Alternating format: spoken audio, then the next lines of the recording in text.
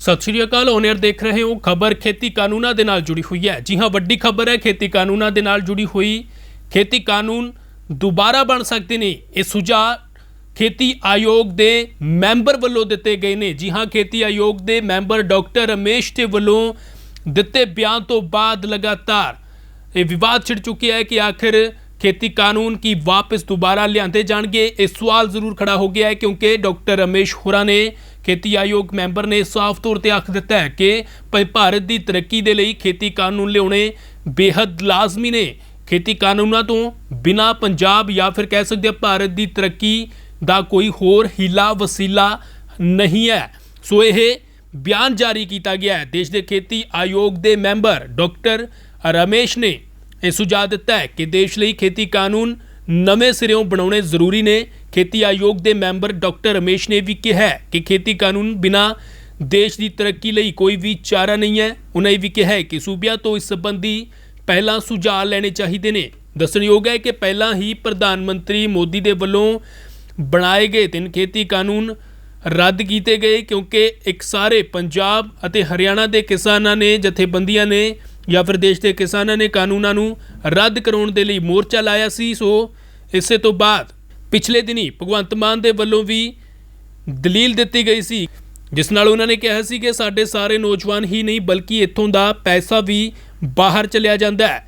सो हुणे वड्डी खबर है इस वेले दी, भारत दे विच दोबारा 3 खेती कानून बन सकते हैं, खेती कानून आ सकते हैं। हालांकि सोधां दे नाल आ सकते हैं या फिर कह सकते हैं सुधार करके लियाते जा सकते हैं। इस दे लई सुझाव दिता गया है कि स्टेट है जिहड़ी वख-वख राज्यां दी जरूर जिहड़ी सुझाव ने वो ले जाण, उन्हां दी की राय है इस बाबत वो जरूर ले जाण। उस तो बाद ही खेती कानून नवे जिहड़े ने वो बनाए जाण। सो वड्डी अपडेट है क्योंकि 3 खेती कानूनों को लैके लंबा समा किसानों ने संघर्ष किया।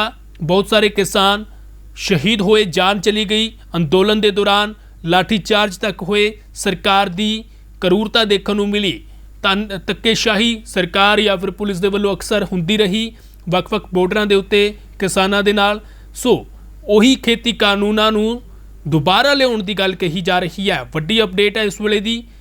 जेकर वाकई अजिहा हुंदा तां किसानां दे विच जरूर रोस की लहर है दोबारा पैदा हो सकती है।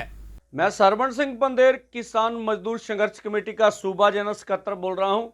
कल भारतीय नीति आयोग के मेंबर रमेश चंद जी का बयान आया कि हम दोबारा कृषि कानून राज्यों से मशवरा करके लाएंगे। उन्होंने कृषि कानूनों के पक्ष में गुणगान किया। ये कृषि कानून भारतीय अर्थव्यवस्था को और भारतीय खेती सेक्टर को कारपोरेट हवाले करने की नीति है। हमने तब भी कहा था जब कृषि कानून वापस हुए थे, फिर कृषि कानून वापस लिए गए हैं, भारतीय सरकार ने उनकी नीति वापस नहीं ली है, तो अब ये सामने आ गया। हम कहना चाहते हैं कि खेती बाड़ी राज्यों का विषय है, इसमें केंद्र का कोई दखल नहीं होना चाहिए। अगर केंद्र सरकार ये कृषि कानूनों को दोबारा लाती है तो इससे भारतीय अर्थव्यवस्था जो किसानों मजदूरों के ऊपर टिकी हुई तबाह हो जाएगी और 130 करोड़ लोग भारत के जो मोदी सरकार के खिलाफ प्रचंड रूप पर आंदोलन शुरू करेंगे अगर कृषि कानून दोबारा लाने की कोशिश की गई तो। इसी के साथ प्रधानमंत्री जी बोल रहे हैं कि 11 करोड़ से ऊपर किसान सम्मान निधि की द्वारा किसानों को फायदा हुआ है। प्रधानमंत्री महोदय, आप जी ने कहा था कि किसानों की आमदन 2022 में दुगनी हो जाएगी।